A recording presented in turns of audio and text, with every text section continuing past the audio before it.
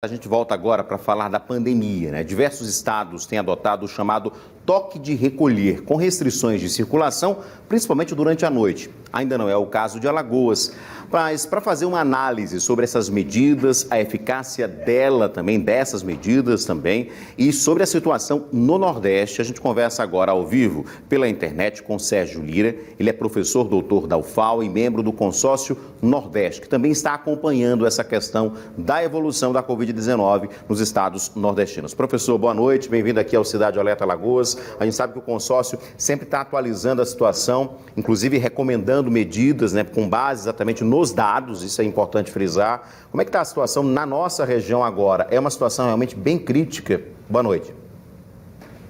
Boa noite, Edson. O último relatório do Comitê Nordeste foi emitido, foi o boletim do dia 12 de fevereiro. Nesse boletim, Alagoas não aparece como uma das piores situações, né, mas aparece como preocupante, porque o nosso risco pandêmico continua alto e a gente vem numa crescente de internações de UTI, mas comparado com outros estados ainda não é das piores situações. Em relação a essa evolução, né, nas últimas semanas, em especial, alguns estados nordestinos ligaram esse alerta mais crítico, né? E a gente sabe, por exemplo, aqui do lado, Pernambuco passou de 90%, a situação também é difícil em outros estados, a Bahia também adiando também a questão do toque de recolher, seria só no final de semana, ampliou até agora a próxima terça-feira. Essas medidas estão sendo tomadas de forma correta realmente por esses governadores, onde a situação já está mais crítica? A medida do toque de recolher, né, tem sido mais amplamente aplicada no Brasil. A gente tem visto isso no último mês. Nos estudos de medidas de combate à pandemia, ela aparece como uma medida efetiva quando combinada com outras, né? Então, quando a gente olha no boletim do Comitê Nordeste, ele aponta várias medidas, ele não coloca especificamente o toque de recolher como uma delas, mas ele coloca como muito importante frisar para a população, melhorar a comunicação à população de que as medidas de isolamento precisam ser mantidas. Eles apontam que quando a ocupação de UTIs se torna acima de 80%, esse é o alerta importante de que medidas de endurecimento mais intensas têm que ser adotadas, como, por exemplo, o chamado lockdown, né, que é o fechamento dos serviços não essenciais. Essa medida de toque de recolher seria um fechamento de serviços num período restrito. E aí fica mais difícil a gente entender a efetividade dela se ela não for combinada com outras medidas. Pois é, porque aí não adianta de nada, por exemplo, fazer essa questão do toque de recolher, ou seja, a partir de 9 da noite, ninguém pode circular. Mas aí quando dá, né, amanhã do dia seguinte, vai todo mundo para a rua e muitas pessoas ainda sem usar a máscara. E aí há um contraponto que diz, não adianta ter o toque de recolher se durante o dia as pessoas continuam fazendo coisas erradas, né?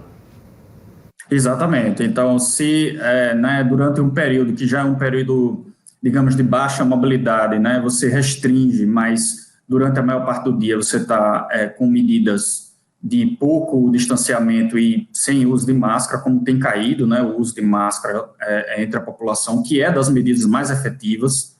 Realmente, essa medida não tem como compensar a não adesão durante o dia. Agora, em outros estados, aí fugindo um pouquinho, não só do Nordeste, estão sendo tomadas medidas mais efetivas. E aí há, né, essa questão do lockdown. Hoje, né, os estudos que o Consórcio Nordeste traz, vocês estão acompanhando desde o início da pandemia, hoje a situação está mais propícia para isso, ou seja, a gente está caminhando para uma situação onde não haverá outra alternativa a não ser um fechamento mais duro de vários setores nas cidades, nos estados? Olha, uma diferença da nossa situação hoje, né, que é uma situação complicada, comparada com a primeira onda, digamos, na metade do ano passado, é que agora vários estados, ao mesmo tempo, estão passando por uma situação complicada. Enquanto na primeira onda, o tempo em que isso aconteceu em cada estado foi diferente, né, ao momento em que foi chegando a epidemia e crescendo, foi razoavelmente distinto em estados diferentes. Agora não, agora o efeito férias, carnaval, somou, deu uma certa, fez com que os casos crescessem ao mesmo tempo em diversos estados. Isso é um complicador, né, porque a situação grave agora pode estar acontecendo em vários estados ao mesmo tempo, como você bem mencionou, Pernambuco, Paraíba, Bahia, estados vizinhos nossos já estão enfrentando situações piores do que a nossa, e a gente está vendo uma alta tanto de casos como de internações aqui em Alagoas. Então, é evidente, né, se a adesão à população das medidas de prevenção da epidemia não melhora, não resta outra alternativa a não ser essa medida mais drástica, que seria o fechamento de serviços não essenciais. Pois é, infelizmente a gente não faz, né, nosso dever de casa de forma correta, e aí várias pessoas, né, a gente tem vários exemplos, né, de pessoas que ainda se relutam a entender que a gente continua numa pandemia, o simples uso da máscara é eficiente, a questão de não aglomerar agora, de não se reunir com familiares, não sair para uma festinha, quer dizer, não é o momento para isso, mas muitas pessoas continuam fazendo isso, né? A gente tem vários exemplos de vários países do mundo em que a situação é outra. Por quê? Porque na hora que era para fechar, foi fechado, as pessoas respeitaram e a situação melhorou ou ficou um pouco menos ruim, né, professor? Mas se continuar do jeito que a gente está, realmente fica difícil prever uma situação melhor enquanto a gente só está com 3% da população vacinada. É verdade. Então, quando a gente olha para situações de países que estavam bem complicados um tempo atrás, por exemplo, o Reino Unido, né, estava a taxa de casos por 100 mil habitantes, eles fizeram um lockdown severo, né, aumentaram as medidas de isolamento, comunicação com a população e começaram a vacinação maciça da população.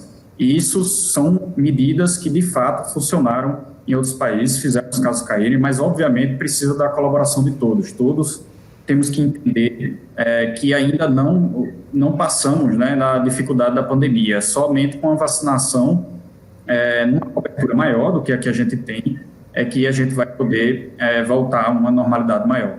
Professor, muito obrigado pela sua participação. Professor Sérgio Lira, ao vivo conosco, ele que faz parte do comitê exatamente do consórcio Nordeste, que também está analisando essa situação da pandemia. Esperamos conversar sobre situações melhores, com melhores resultados, enfim, melhores perspectivas nos próximos dias. Obrigado, professor.